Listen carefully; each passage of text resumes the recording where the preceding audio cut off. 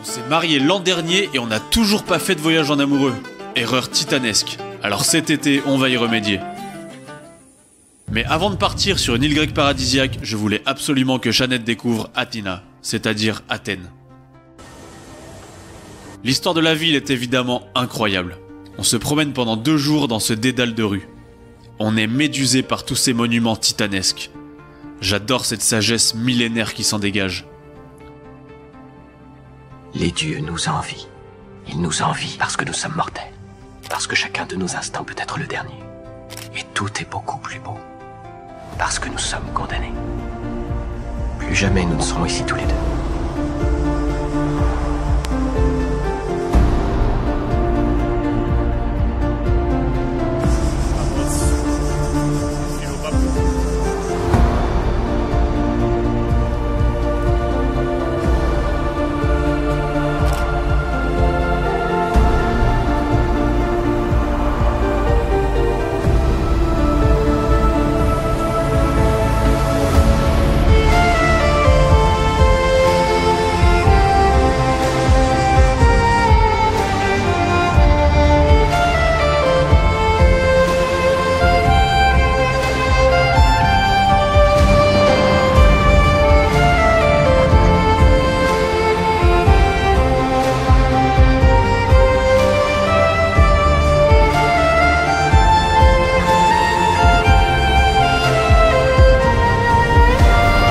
Si vous voulez en savoir plus sur l'Acropole et sur la philosophie de l'Antiquité, je vous renvoie à ma vidéo sur Rome et Athènes. J'y parle du Colisée, de l'Acropole et du stoïcisme pour trouver le bonheur.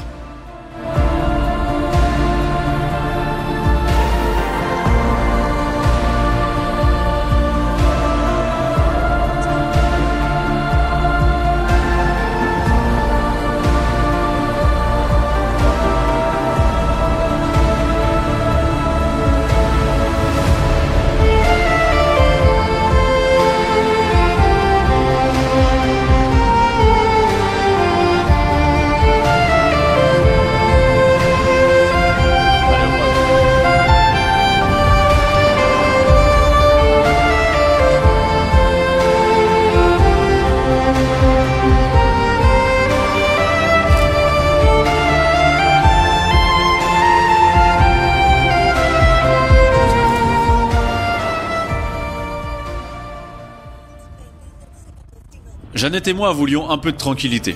Nous quittons donc Athènes pour nous rendre à Angistri. C'est une île d'à peine 12 km² et 1200 habitants. Le tourisme est assez maîtrisé, et ce sont surtout des Grecs qui viennent profiter de cette nature sauvage. On a un logement sympa à Megalochori, et on loue immédiatement des vélos pour découvrir Skala et manger un peu.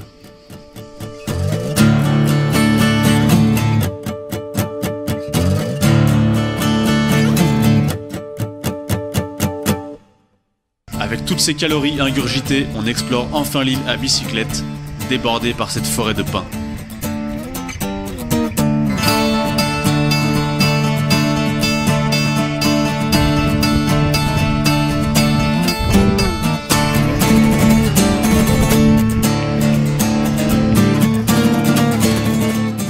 La nourriture ici est absolument délicieuse, une véritable ambroisie. Thon frais, poulpe grillé, pêche du jour et même du vin local. Je vous en reparle dans un moment. Vous savez qu'on est sportif, mais là on est en vacances. Alors on a rendu nos vélos pour louer un scooter. Ce sera bien plus efficace pour se déplacer et aller rapidement d'une plage à l'autre. Dragonera est une plage de galets à l'ouest de l'île, facilement accessible par la route et idéale pour bronzer.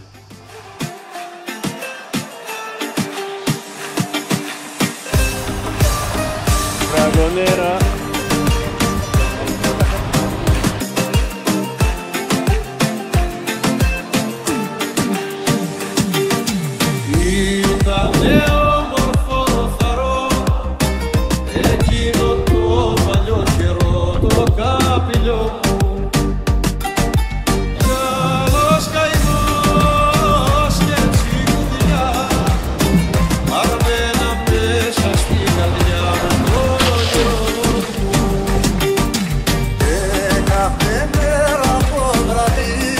Au village de Limenaria se trouve la plage Marisa.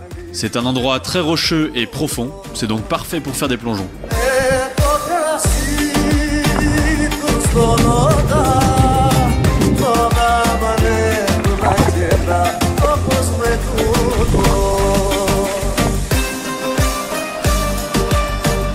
La dernière plage du jour sera Aponissos, qui est en fait une micro-île privée au sud-ouest d'Angistri.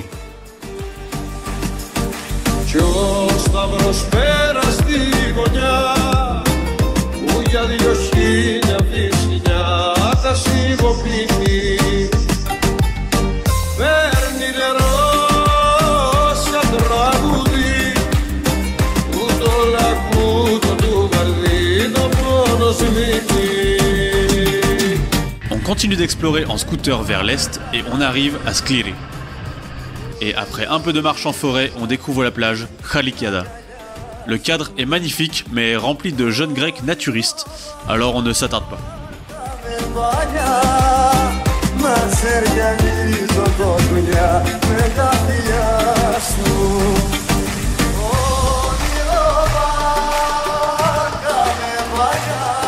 On revient au port de Skala pour faire des sauts depuis les quais.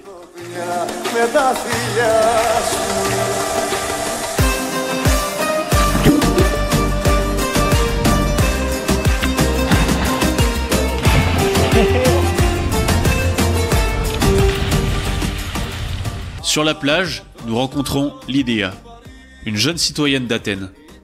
On dîne avec elle, au bord de la mer. Elle nous parle de son pays et de sa passion pour la danse. Lydia est aussi le nom d'un ancien pays d'Asie mineure, la Lydie, située en actuelle Turquie, autour de la ville de Sardis. C'est de là que provient Dionysos, le seul dieu de l'Olympe qui ne soit pas grec. Dionysos est un dieu très étrange. En plus d'être un oriental, il est né d'une mère mortelle, puis de la cuisse de Zeus. Mais il est fou, animal, pervers. Alors que fait-il sur l'Olympe? Et pourquoi je vous raconte ça? Ok, je vais vous dévoiler le fil d'Ariane de cette vidéo, et vous allez comprendre où je veux en venir. Dionysos est le dieu du vin, de la nature sauvage et de la fête. Et pourtant, Zeus a décidé que sa présence était absolument nécessaire sur l'Olympe. Car le chaos fait aussi partie du cosmos. Trop de chaos n'est évidemment pas souhaitable, car c'est la souffrance et la mort. Mais trop d'ordre, c'est l'immobilisme absolu, et donc aussi une forme de mort. Il faut un équilibre. Et le vin est un parfait exemple de cette réconciliation entre les deux extrêmes. Car il est à la fois une invention culturelle des hommes, mais aussi un produit totalement sauvage de la terre. Dionysos, à travers la fête et le vin, est le dieu qui nous permet de vivre enfin dans le présent, sans nous soucier ni du futur ni du passé. C'est ça aussi le stoïcisme grec. Après une année routinière d'un calme olympien, Jeannette et moi avons enfin pu apporter un peu d'imprévu dans nos vies ordonnées, grâce à ce voyage de dernière minute.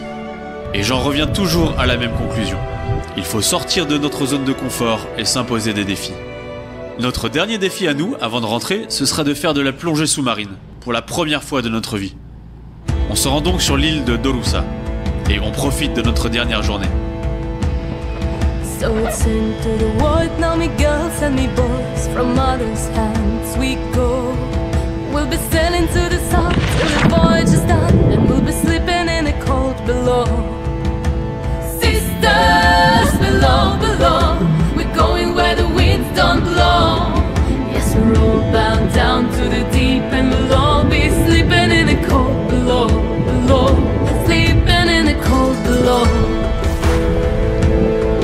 Our sailing ships for the hard and the quick, we're all alone and go. There's a living to be made, or there's hell to pay when you're sleeping